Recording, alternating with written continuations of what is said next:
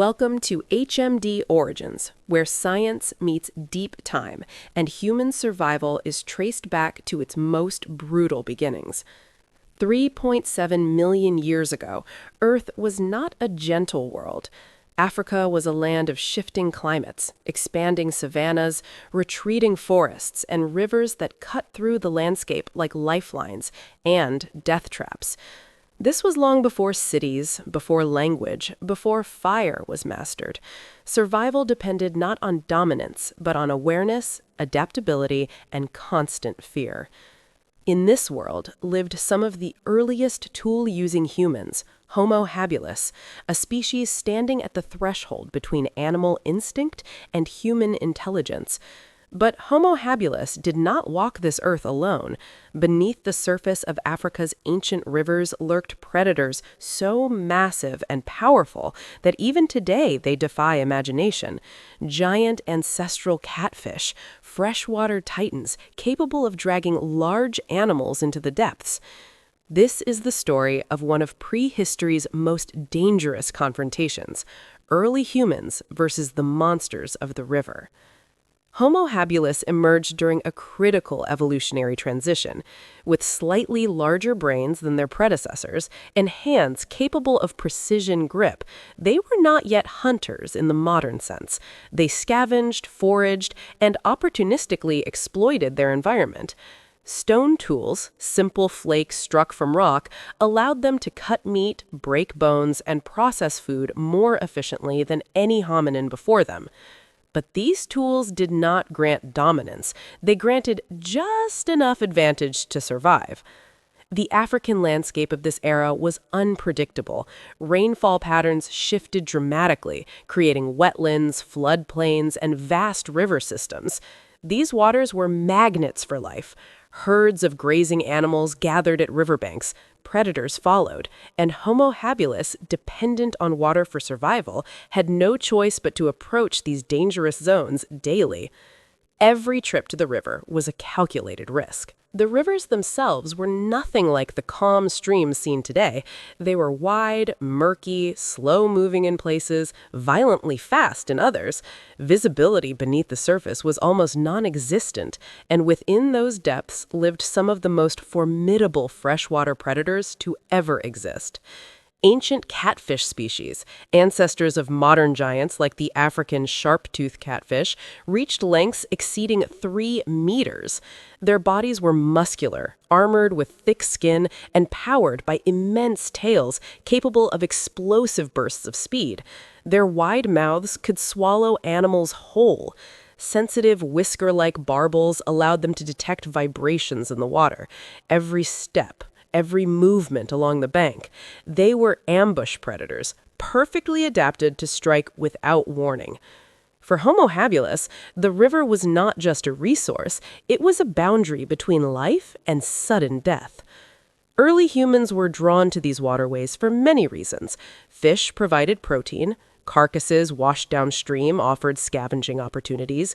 Reeds and plants could be used for shelter or tools.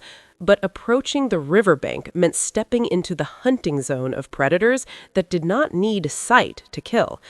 A single misstep, a foot slipping into deeper water, a moment of distraction, could be fatal. Unlike land predators, giant catfish left no warning. No growl, no charge, just an eruption of water and the violent pull of jaws clamping shut. Anthropological evidence suggests that Homo habilis groups were small, tightly bonded, and constantly alert. They likely approached water sources cautiously, scanning for crocodiles, listening for movement, watching birds that might signal danger. But catfish did not announce themselves. These predators waited motionless, buried in sediment, blending into the riverbed. When prey approached the edge, they surged upward with astonishing speed. Modern catfish can already attack birds, dogs, and even humans. Their ancient ancestors were larger, stronger, and faced no competition from advanced human technology. A lone Homo habilis individual, especially a juvenile, would have been highly vulnerable. Fossil evidence from later periods suggests that early humans developed a deep fear of water predators. Many hominin sites are located at elevated distances from riverbanks, suggesting strategic avoidance rather than ignorance. This was not accidental. It was learned behavior, shaped by loss. Every encounter taught the group something. Every death reinforced caution. Over time, Homo habilis may have developed early forms of cooperation specifically for water access. Individuals likely took turns approaching the river while others watched. Vocalizations, primitive warning calls may have emerged to signal danger. Stones could be thrown into the water to disturb hidden predators before anyone stepped closer. These behaviors were not cultural traditions yet, but they were survival strategies. But the catfish were evolving too. As climate fluctuations increased sediment in rivers, visibility worsened. This favored predators that relied on vibration rather than sight.